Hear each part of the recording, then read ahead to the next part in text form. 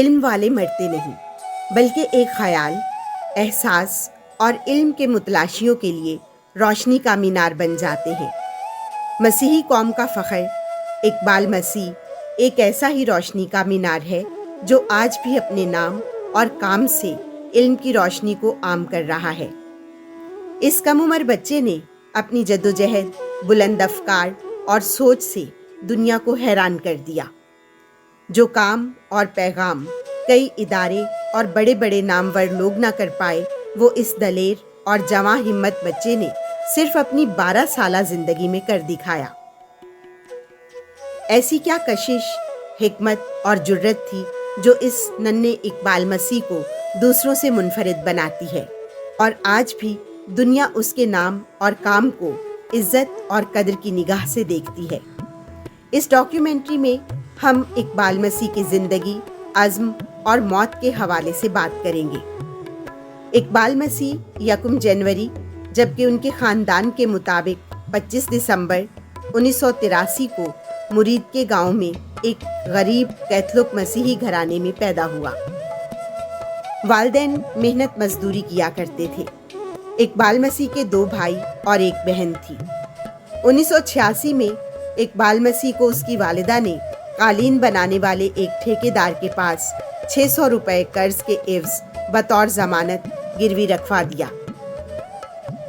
یہ قرض 4 سالہ اقبال مسیح کی محنت سے ادا کیا جانا تھا، جس میں نامعلوم سود اور اخراجات شامل تھے، جسے عام طور پر پیشگی کہا جاتا ہے۔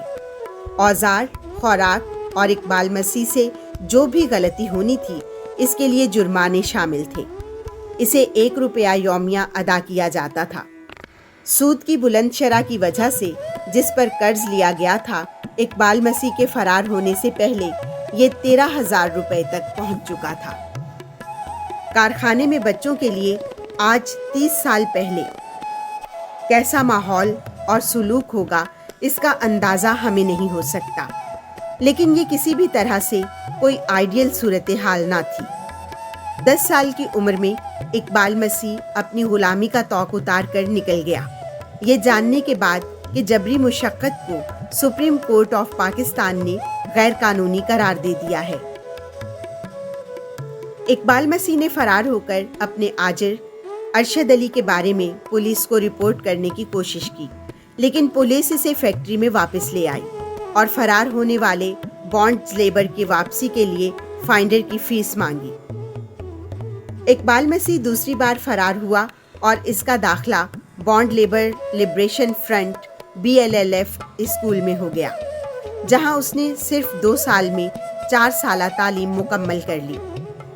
جلد اقبال مسیح کی شہرت پوری دنیا میں پھیل گئی اور اسے چائلڈ لیبر کے بارے میں تقریروں کے لیے مختلف ممالک نے مدعو کرنا شروع کر دیا۔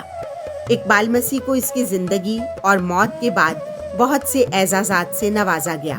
اس کی جدوجہد کو دیکھ کر کینیڈا کی ایک رفاہی تنظیم فری دا چلڈرن کا قیام عمل میں آیا، جس کی انسپائریشن اقبال مسیح تھا۔ اس تنظیم نے پاکستان میں 20 اسکول قائم کیے۔ 1994 میں اقبال نے امریکی ریاست میساچوسٹس کے ایک اسکول میں 7ویں جماعت کے بچوں سے خطاب کیا۔ بعد میں جب ان بچوں کو اقبال کی موت کی خبر ملی تو انہوں نے اپنے اسکول سے فنڈ اکٹھی کر کے پاکستان میں ایک اسکول بنایا۔ اقبال مسیح کی زندگی پر فرانسسکو ڈی ایڈمو نے کتاب لکھی جس کا نام اقبال ہے۔ 1994 میں اقبال کو بوسٹن میں ریبیوک ہیومن رائٹس ایوارڈ سے نوازا گیا۔ 1996 میں اسپین اور جنوبی امریکہ نے فیصلہ کیا کہ ہر سال 16 اپریل یعنی اقبال مسیح کی برسی ہم چائلڈ لیبر کے خلاف دن کے طور پر منایا کریں گے۔ 1998 میں اٹلی کی ایک نئی رفاہی تنظیم نے اٹلی میں بہت سے اسکول قائم کیے جن کا نام اقبال مسیح کے نام پر رکھا گیا۔ سن 2000 میں اقبال مسیح کو اٹلی میں world children prize for human rights سے نوازا گیا۔ 2009 میں امریکی کانگریس نے ایک نئے ایوارڈ کا آغاز کیا جس کا نام اقبال مسیح ایوارڈ تھا۔ اس ایوارڈ کا مقصد چائلڈ لیبر کی حوصلہ شکنی کرنے والوں کو سراہنا تھا۔ 16 अप्रैल 2012 को इकबाल मसीह की 17वीं बरसी के मौका पर सेनिटागो स्पेन में एक चौक का नाम इकबाल मसीह रखा गया। 2014 में कैलाश सितार्टी को चाइल्ड लेबर के खिलाफ जद्दोजहद पर नोबेल प्राइज से नवाजा गया। अपनी तकरीर के दौरान कैलाश ने इकबाल मसीह का जिक्र किया और अपना अवार्ड इकबाल मसीह के नाम किया। 2016 में इटली के शहर कातियाना में इकबाल मसीह के नाम से रग्बी का टूर्नामेंट करवाया गया। 17 अप्रैल 2017 को स्पेन की सालामानिका यूनिवर्सिटी ने फैसला किया कि आइंदा साल से वो हर साल 16 अप्रैल को इकबाल मसीह की बरसी के मौका पर चाइल्ड लेबर और चाइल्ड स्लेवरी यानी गुलामी के खिलाफ दिन मनाया करेंगे। इकबाल की मौत के मुतालिक मुख्तलिफ कयास आराइयाँ पाई जाती हैं। ईस्टर के दिन 16 अप्रैल 1995 को इकबाल मसीह अपने गांव में रिश्तेदारों से मिलने गया और कुछ दोस्तों के साथ साइकिल चला रहा था कि हीरोइन के एक आदी नशेबाज शख्स मोहम्मद अशरफ ने इकबाल मसीह को गोलियां मारकर हलाक कर दिया। कहा जाता है कि इकबाल मसीह को कारपेट माफिया ने मरवाया, जिनके जबरी मजदूर आज़ाद करवा के इकबाल मसीह ने उन्हें नुकसान पहुंचाया था।